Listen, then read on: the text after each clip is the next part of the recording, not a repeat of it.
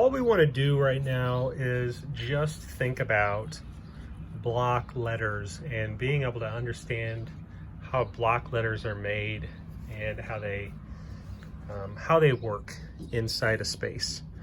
So a block letter is usually going to function just off of a basic rectangle or a basic square, and then your block letter is going to fit inside that space.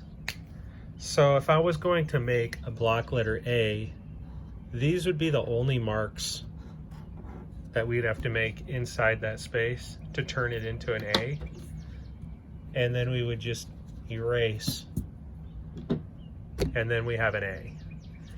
So when you're thinking about creating these block letters, you don't really need to think about creating every piece of it. I could create a block letter like this, but when we're creating our block letters, we're going to need to think about these pieces that are in the middle, because the outside pieces are going to be made for us as we start to create a three-dimensional drawing. So if we had another one here, we can create a B.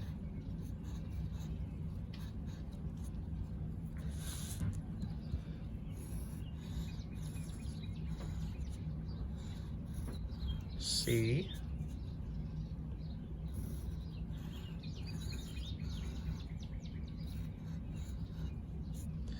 D. And a D and a B have these special lines, like these two and this one, and those lines are not really going to go back to our vanishing points later, because those lines are really considered horizontal or vertical. Do an E. You can do an E two ways. You can do it like that, or you can do a simpler E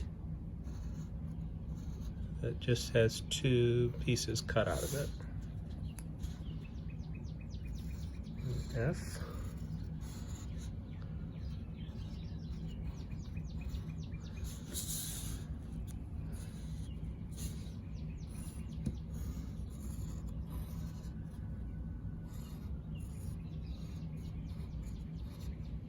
G's a tough one because the lines do a lot of moving and spinning, but it's a one that looks really nice when you're doing it three-dimensionally.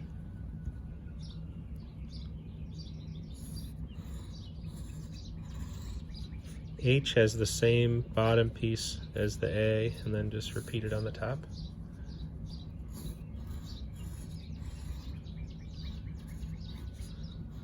I is an H sideways.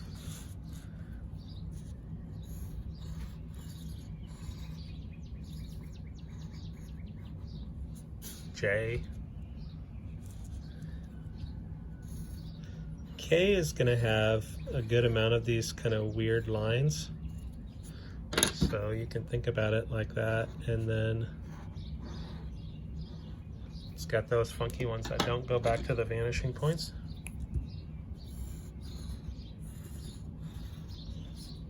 L only needs two lines. It's nice if you leave a little more room for the M, and the M can just start off with two lines going up, and then you have a couple of those odd lines, chevrons.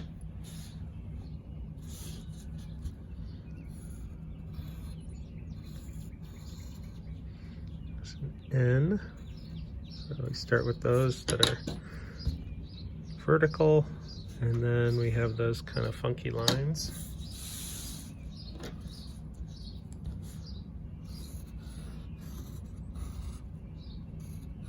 O.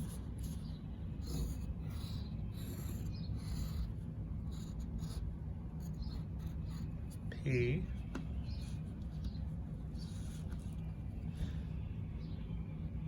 Q is a tough one, but we need it to live inside that. So it's going to have those, and then it's going to have this funky piece that will go in there.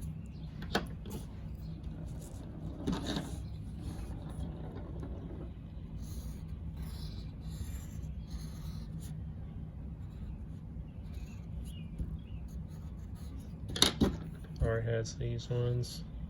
Notice how I'm trying to keep those ones that go at an angle, like for the Q, R, and the K. I'm trying to make them point to the corners if I can.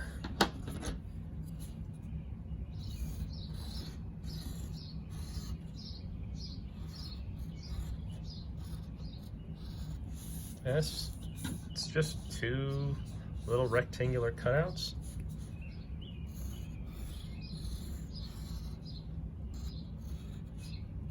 T,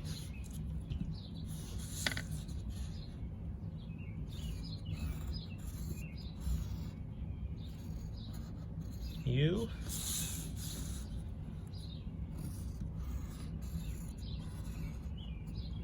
V is all funky. It's nice if those can go out to the corners. It's nice if your tools don't smudge. A, B, C, D, E, F, G, H, I, J, K, L, M, N, O, P, Q, R, S, T, U, V, W. Just like the M, it is nice if you can make it a little larger. And W is also pretty funky. I probably could have made it even wider. I will do another one with it even wider. It's a little wide letter.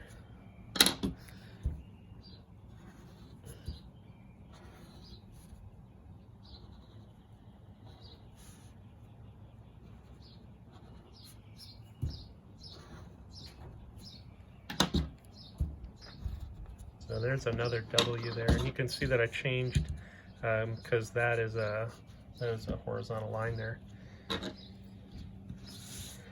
X,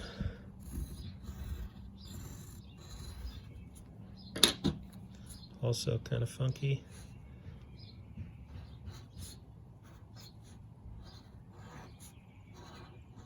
Notice how I'm using the corners.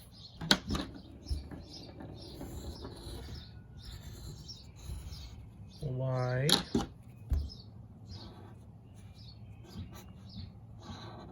cut those off. The letters towards the end of the alphabet definitely are a little bit tougher to make. And our favorite letter, of course, Z. And this one has some regular ones and then a couple of funky ones too. And it's nice if you can line this up with there and line this up with that line right there. So we've got our alphabet here. Got A, B, C, D, E, F, G, H, I, J, K, L, M, N, O, P, Q, R, S, T, U, V, W, X, Y, and Z. Just wanted to make sure I didn't forget anything. So this is the first step in creating our three-dimensional letters. We're just going to start off by just creating the alphabet in block letters inside the rectangles.